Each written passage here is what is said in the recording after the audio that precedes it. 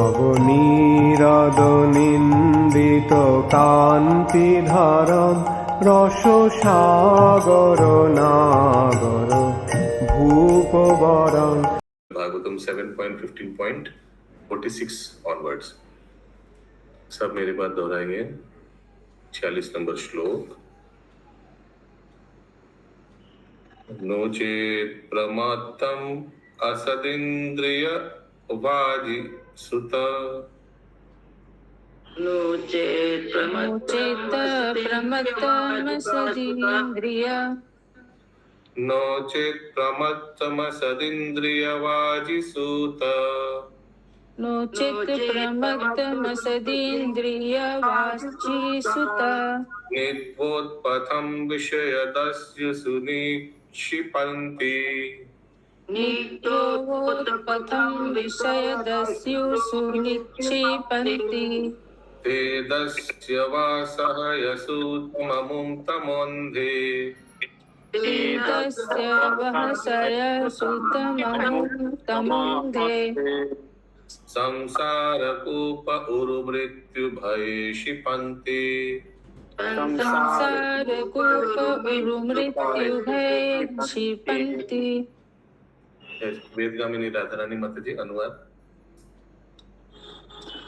अन्यथा यदि मनुष्य अच्युत भगवान श्री कृष्ण तथा बलदेव की शरण ग्रहण नहीं कर लेता तो इंद्रियां रूपी घोड़े तथा बुद्धि रूपी सारथी दोनों ही भौतिक कलमश के प्रति उन्मुख होने के कारण अनजाने ही शरीर रूपी रथ को इंद्रिय तृप्ति के मार्ग पर ला खड़ा करते हैं।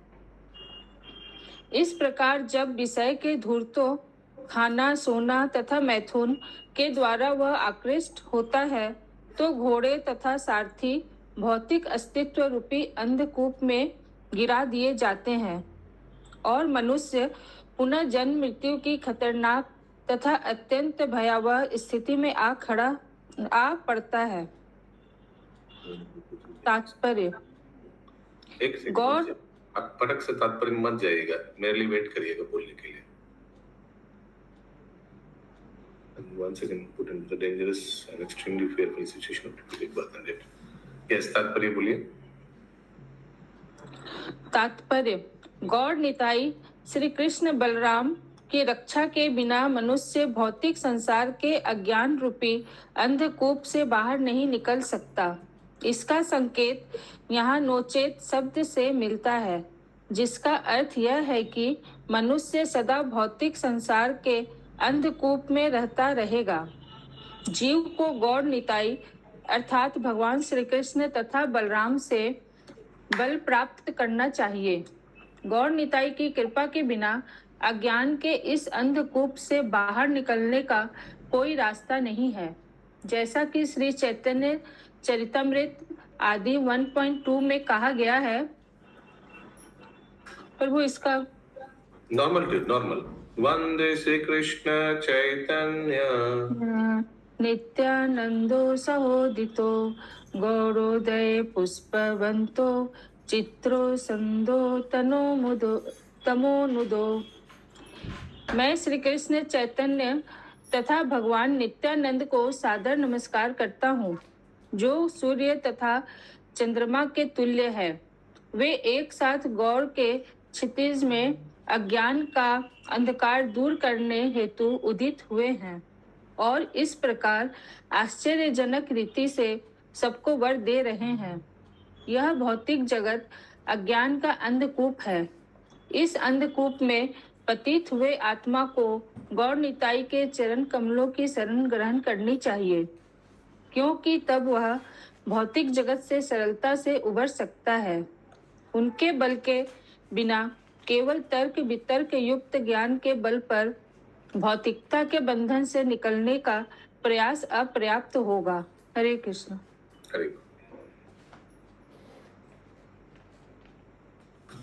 अगला श्लोक 47 नंबर। प्रवृत्तं च निवृत्तं च विविधं कर्म वैदिकम्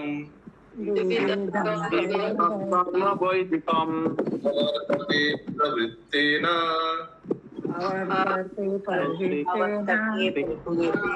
निवृत्तेन स्तुते अमृतम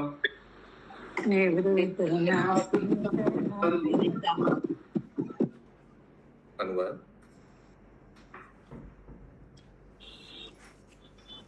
वेदों के अनुसार प्रवृत्ति तथा निवृत्ति दो प्रकार के कार्यकलाप होते हैं।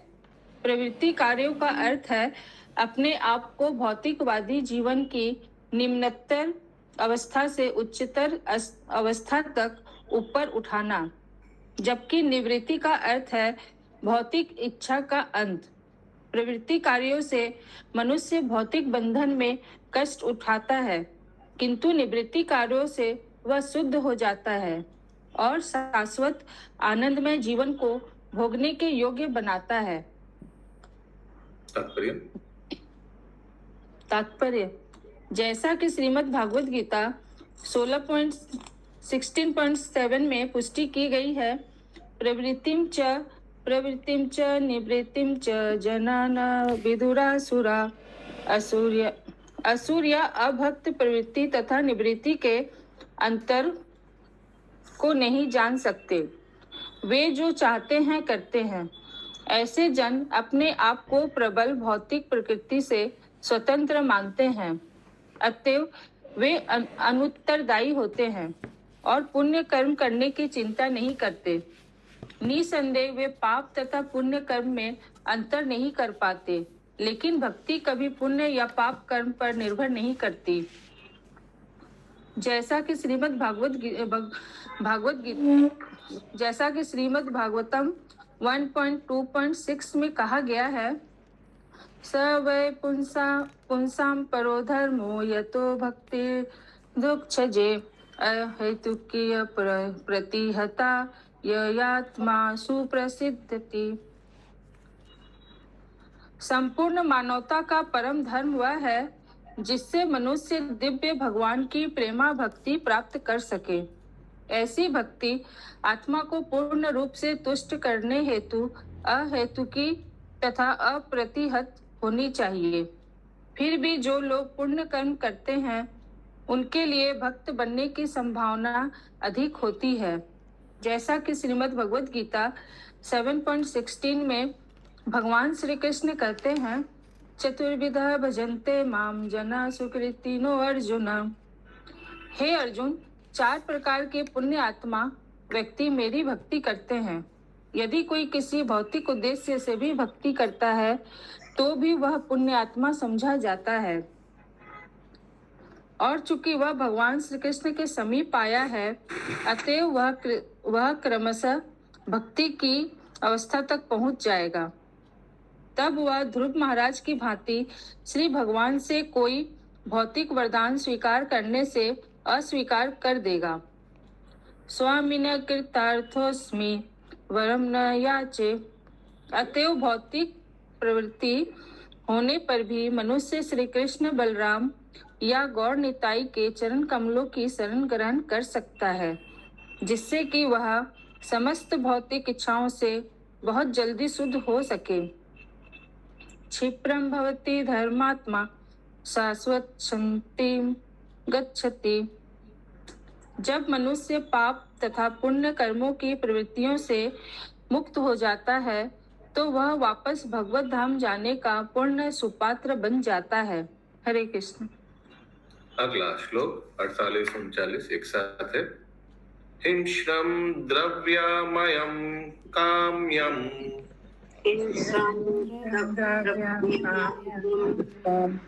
अग्निहस्त्रादशान्तिदम्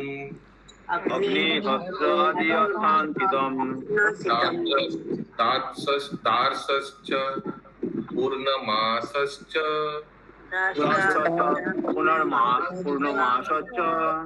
चतुर्मास्यं पशुसुत।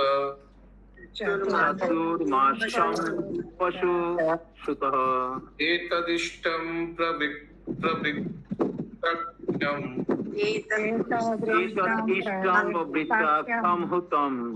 हुतं प्रहुतमेव च।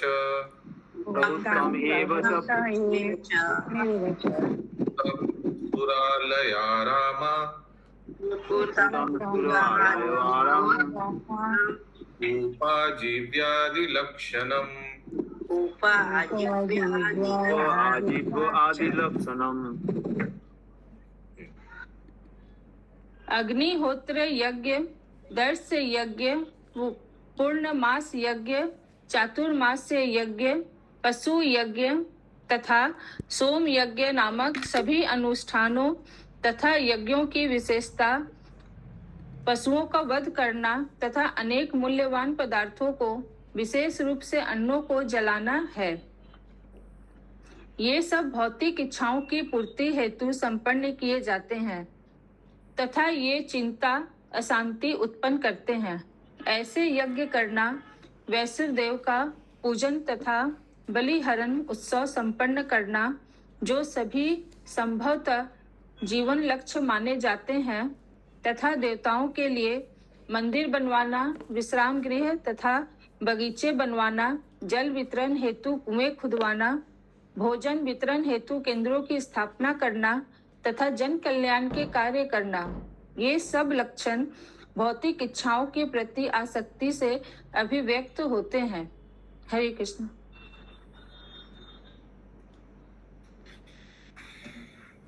तो ये सब कार्य जो है, these are all symptomized by attachment to material desires. अपने भौतिक इच्छा पूर्ण करने के लिए ये सब धार्मिक कार्य किया जाता है। अगला श्लोक 50 और 51 एक साथ है। द्रव्य सूक्ष्म विपाकश्च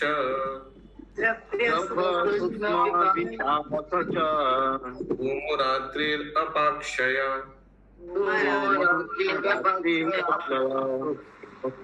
अयानशीलं सोमो दर्श औषधि विरुद्ध अन्नं वेद्य इति क्षेम अन्नमृत इति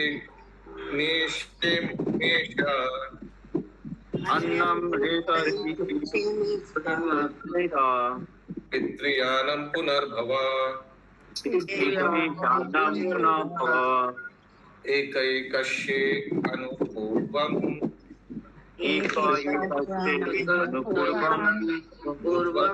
वेह जायते।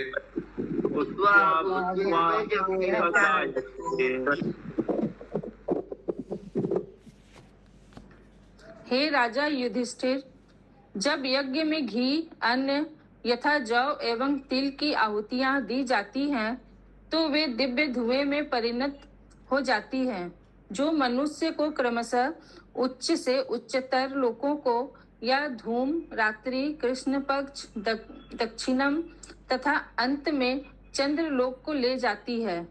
किंतु यज्ञकर्ता फिर पृथ्वी पर उतरकर औषधियां, लताएं, वनस्पतियां तथा अन्न बन जाते हैं। तब वे विभिन्न जीवों द्वारा खाए जाते हैं और वीर्य में परिणत होते हैं, जिसे मादा शरीर में प्रविष्ट किया जाता है। इस प्रकार मनुष्य बारंबार जन्म लेता है। ये अनुवाद आगे बढ़ पाइए, बहुत इंपॉर्टेंट है, सब ध्यान से सुनिए। हे राजा युधिष्ठिर, जब यज्ञ में घी, अन्न यथा जौ एवं तेल की आहुतियां दी जाती है तो वे दिव्य धुएं में परिणत हो जाती हैं, जो मनुष्य को क्रमशः उच्च से उच्चतर लोकों को या धूम, रात्रि, कृष्ण पक्ष, दक्षिणम तथा अंत में चंद्र लोक को ले जाती है। किंतु यज्ञकर्ता फिर पृथ्वी पर उतरकर औषधियां, लताएं, वनस्पतियां एवं अन्न बन जाते हैं। तब वे विभिन्न जीवों द्वारा खाए जाते हैं और वीर्य में परिणत होते हैं, जिसे मादा शरीर में प्रविष्ट किया जाता है। इस प्रकार मनुष्य बारंबार जन्म लेता है। तो ये सब स्टेप क्या है? फर्स्ट स्टेप है ये घी, जौ ये सब देने से धुआं हो जाता है और व्यक्ति को भी ऊर्ध्वलोक ले जाते हैं। धूम, रात्रि, कृष्ण पक्ष, दक्षिणम और चंद्रलोक तक भी ले जाते हैं।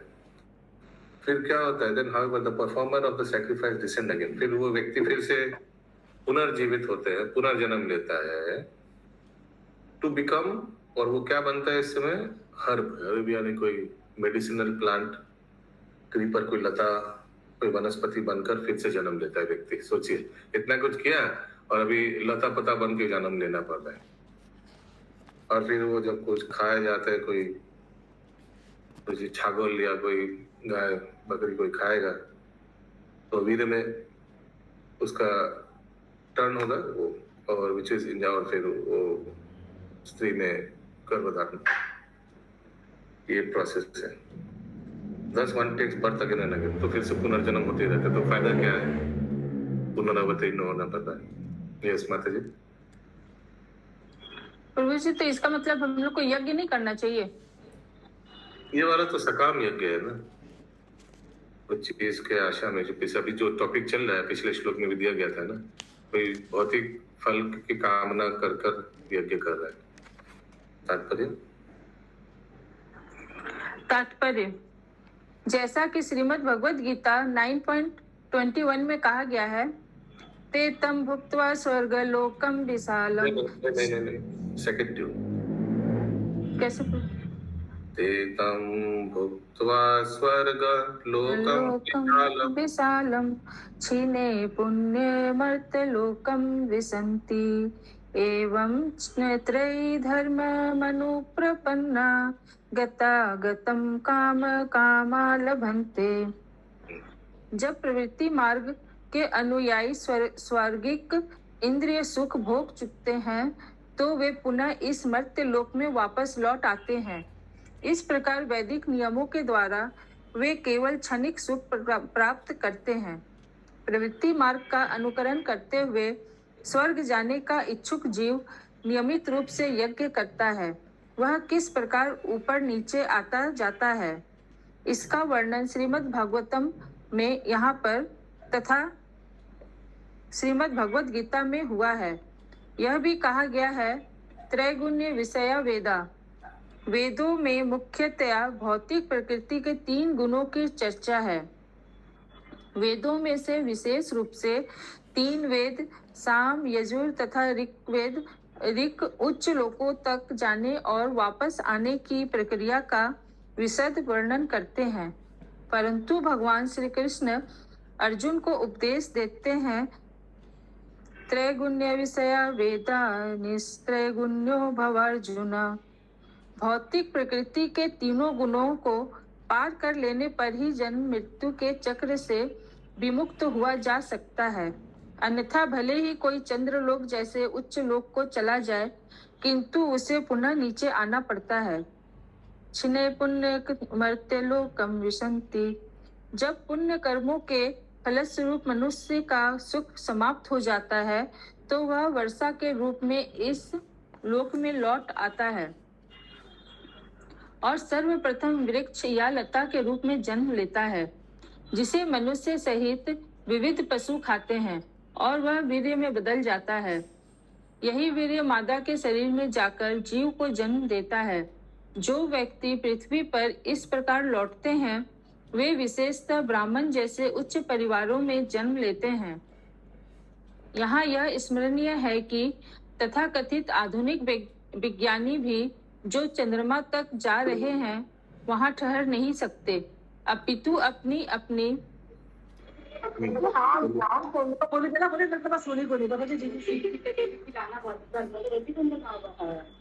बोली महामंदिर माता जी। प्रभु, जो इसमें लिखा, जो लोग पृथ्वी पर इस प्रकार लौटते हैं, वो विशेष ब्राह्मण जैसे उच्च परिवार में, मतलब उनको के जो वर्षा से आ रहे हैं, वो जीव ही ब्राह्मण परिवार में जन्म लेते हैं। उसी के बारे में तो चर्चा, और किसी के बारे में चर्चा हो रहा है क्या? तो देखिए, ये कोई साधारण जीव नहीं है। ये चंद्रलोक तक गए हैं ना, लिखा है ना, उसके आगे देखिए। तो ये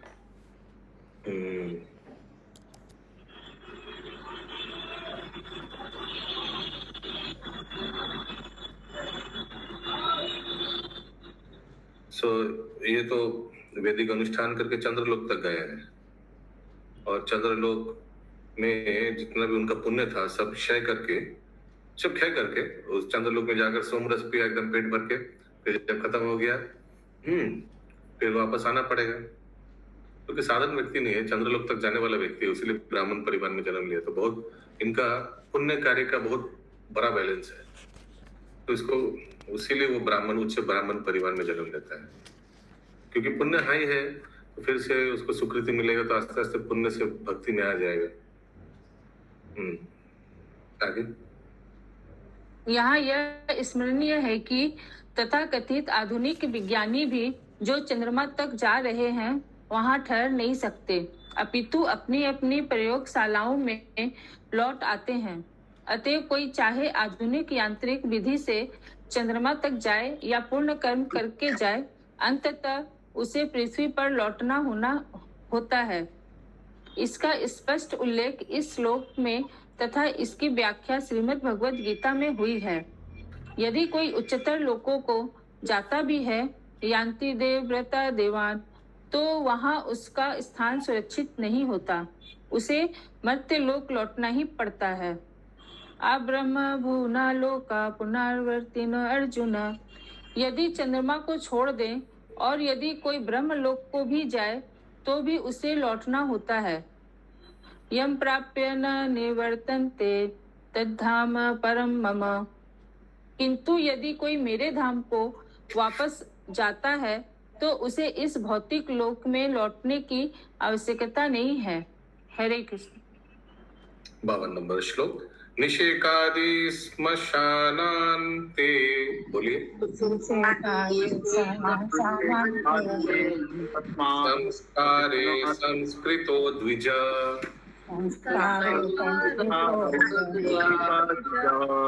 इंद्रियेषु क्रिया यज्ञान्, ज्ञानदीपेषु जुह्वति।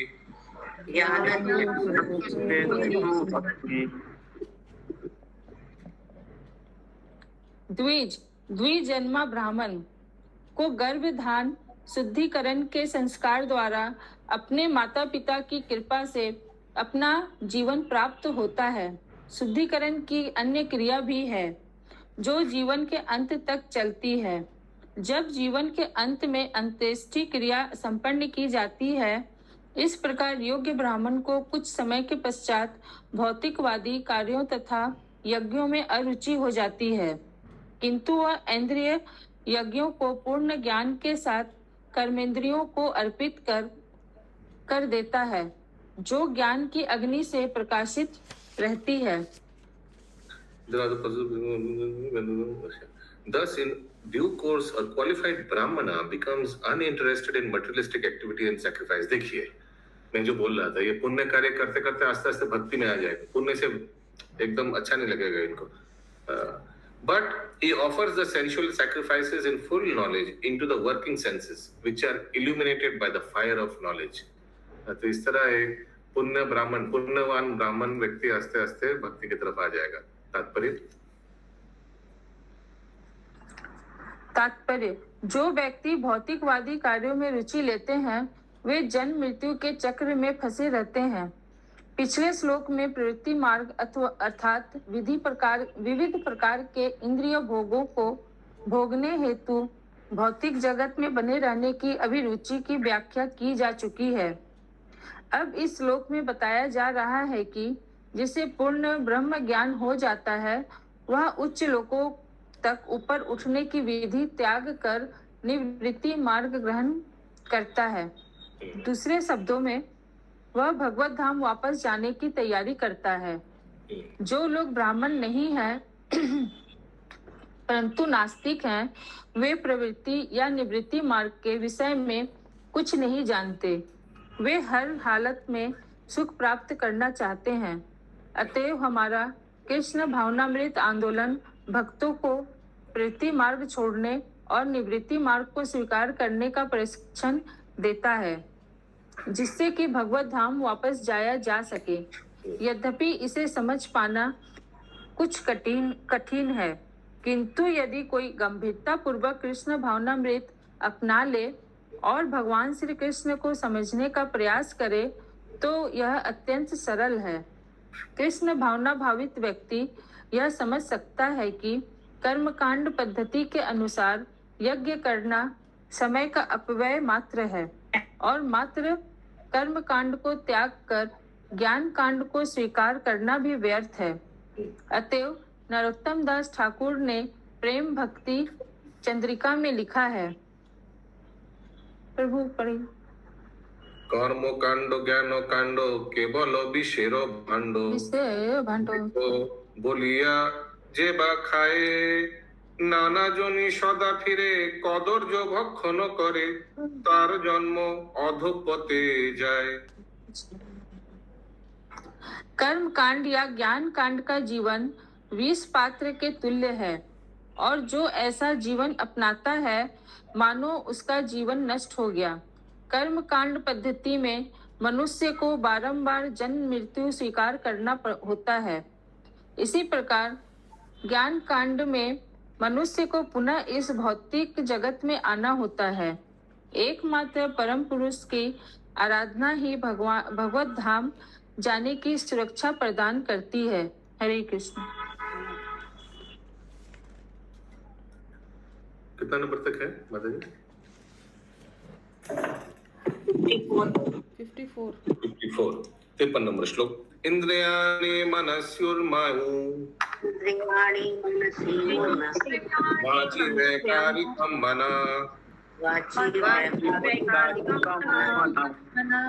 वाचं वर्ण समं नाये तम ओंकारे स्वरे न्यसे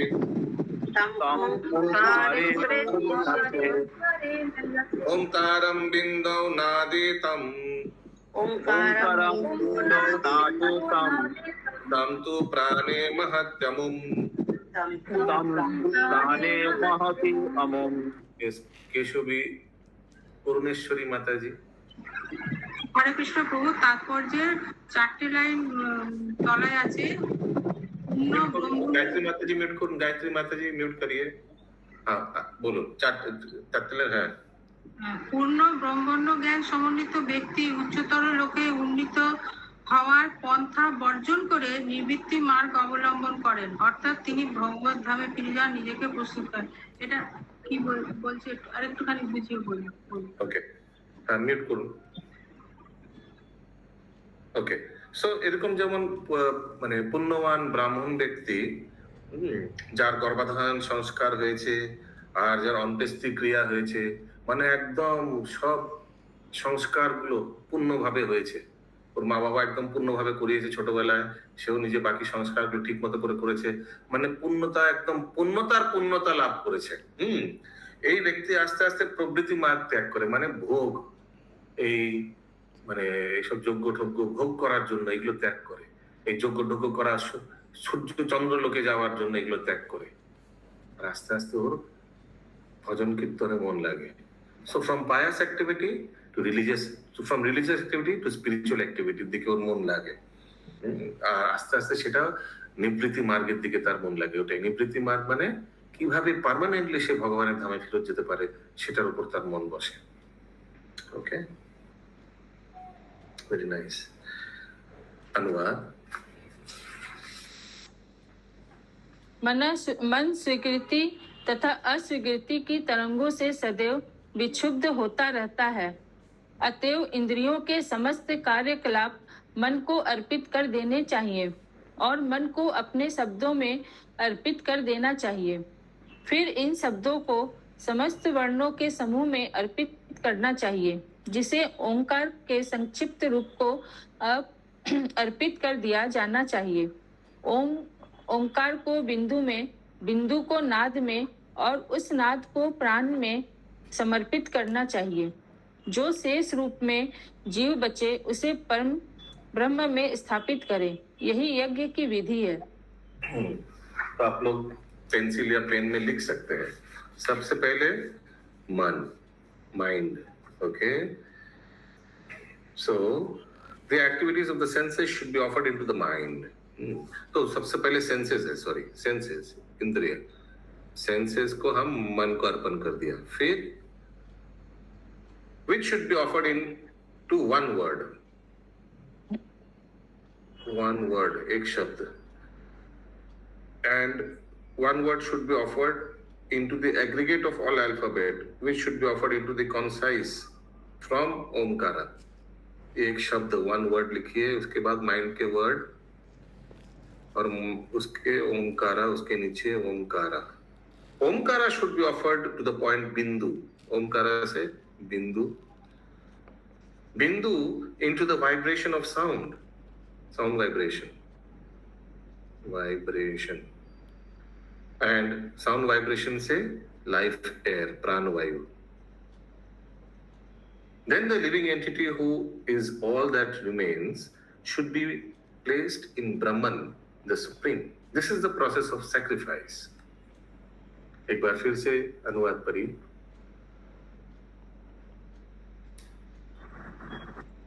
मन स्वीकृति तथा अस्वीकृति की तरंगों से सदैव विक्षुब्ध होता रहता है। अतएव इंद्रियों के समस्त कार्यकलाप मन को अर्पित कर देने चाहिए और मन को अपने शब्दों में अर्पित कर देना चाहिए। फिर इन शब्दों को समस्त वर्णों के समूह में अर्पित करना चाहिए, जिसे ओंकार के संक्षिप्त रूप को अर्पित कर दिया जाना चाहिए। ओंकार को बिंदु में, बिंदु को नाद में और उस नाद को प्राण में समर्पित करना चाहिए। जो शेष रूप में जीव बचे उसे परम ब्रह्म में स्थापित करें। यही यज्ञ की विधि है। तात्पर्य मन सदैव। हरे कृष्ण प्रभु जी, मतलब ये तो है, ये ब्रह्म ज्योति की उपासना करने वाले लोग ऐसे करते हैं ना? देखते हैं, तात्पर्य में देखते हैं। तात्पर्य, मन सदैव स्वीकृति तथा अस्वीकृति द्वारा विक्षुब्ध होता है, जिसकी तुलना निरंतर ऊपर नीचे उठने वाली मानसिक तरंगों से की गई है। जीव अपनी विस्मरणशीलता के कारण भौतिक अस्तित्व की तरंगों में उतरता रहता है। अतएव श्री भक्ति विनोद ठाकुर ने अपनी गीतावली में लिखा है, नीचे मायर बसे जाछो भेषे खाचो हाबू डूबू भाई। हे मेरे मन, तुम माया के वश में होकर स्वीकृति तथा अस्वीकृति की तरंगों द्वारा दूर ले जाए जा रहे हो। तुम केवल सहज भाव से भगवान श्री कृष्ण की शरण ग्रहण करो। जीव कृष्ण दास यही विश्वासे करलो तो कृष्ण दास करले तो आर दुख नाई। यदि हम भगवान श्री कृष्ण के चरण कमलों को ही अपना परम आश्रय मान लें, तो हम माया की इन सभी लहरों से बचे रह सकते हैं, जो मानसिक तथा इंद्रिय गतिविधियों एवं स्वीकृति अस्वीकृति के विक्षोभ के रूप में विभिन्न प्रकार से प्रकट होती है। श्रीमद् भगवद गीता 18.66 में भगवान श्री कृष्ण उपदेश देते हैं, सर्वधर्मान् परित्यज्य मामेकं शरणं व्रज अहं त्वां सर्व पापेभ्यो मोक्षयिष्यामि मा शुच। तुम समस्त धर्मों को त्याग कर केवल मेरी शरण में आ जाओ, मैं तुम्हें संपूर्ण पाप कर्मों से मुक्त कर दूंगा। तुम डरो मत। अतएव यदि हम कृष्ण भावनामृत ग्रहण करके तथा हरे कृष्ण मंत्र के कीर्तन द्वारा सहज रूप में भगवान श्री कृष्ण के संपर्क में सदा रहकर उनके चरण कमलों में अपने आप को प्रस्तुत कर दें, तो हमें वैकुंठ लोक वापस जाने हेतु प्रबंध करने का अधिक कष्ट न उठाना पड़े। श्री चैतन्य महाप्रभु की कृपा से यह अत्यंत सरल है। हरे नाम एव केवलम कलो नास्तेव नास्तेव नास्तेव गतिर अन्यथा। तो देखिए, ये प्रवृत्ति मार्ग से निवृत्ति मार्ग के बारे में प्रभुपाद जी बता रहे हैं, और उसमें ये नारद मुनि युधिष्ठिर महाराज को सब बता रहे हैं बाय द वे। नारद बता रहे हैं कि मन चंचल है, इसीलिए मन को शब्द ब्रह्म का आश्रय लेना चाहिए, ओमकार का आश्रय लेना चाहिए। तो ये कोई योगी वाला मार्ग नहीं, ये भक्त वाला मार्ग है। और ये साउंड वाइब्रेशन को श्रवण करना चाहिए। वही अनुवाद में लिखा हुआ है। एक्चुअली तात्पर्य में ज्यादा कुछ दिया हुआ ही नहीं है, लेकिन लास्ट में प्रभुपाद जी बता रहे हैं कि चैतन्य महाप्रभु इसीलिए हरिनाम देकर गए हैं, मन को, ये अशांत मन को कैप्चर करने के लिए, शांत बनाने के लिए, स्थिर बनाने के लिए हरिनाम देकर गए हैं। ठीक है, अगला तो ये निवृत्ति मार्ग में आता है। 4 नंबर अंतिम श्लोक, करेक्ट। अग्नि सूर्यो दिव प्राण, बोलिए। अग्नि सूर्य दिवा प्राण, शुक्रोराकोत्तरम स्वरात्, विश्वोत्थ तेजसा प्राज्ञ,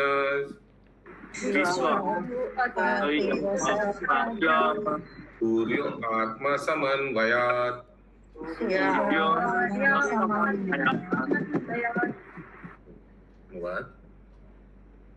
ऊपर जाते हुए जीव अग्नि, सूर्य, दिन, साय, शुक्ल पक्ष, पूर्ण चंद्रमा तथा सूर्य के उत्तर दिशा जाने की अवधि उत्तरम एवं इनके अधिष्ठाता देवताओं के विभिन्न लोकों में प्रवेश करता है।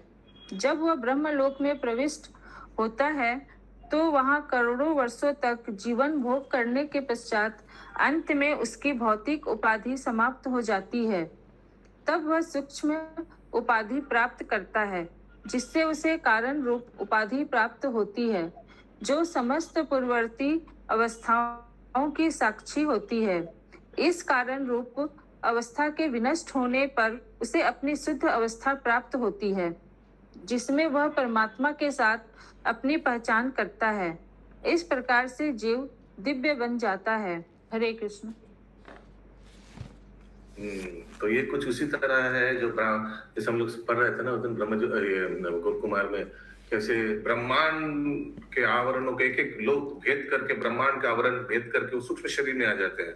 पूरा ये 5 स्थूल शरीर सब एक एक करके त्याग देता है, पृथ्वी, जल, अग्नि, वायु, आकाश त्याग करके पूरा एकदम सूक्ष्म शरीर में आ जाते हैं।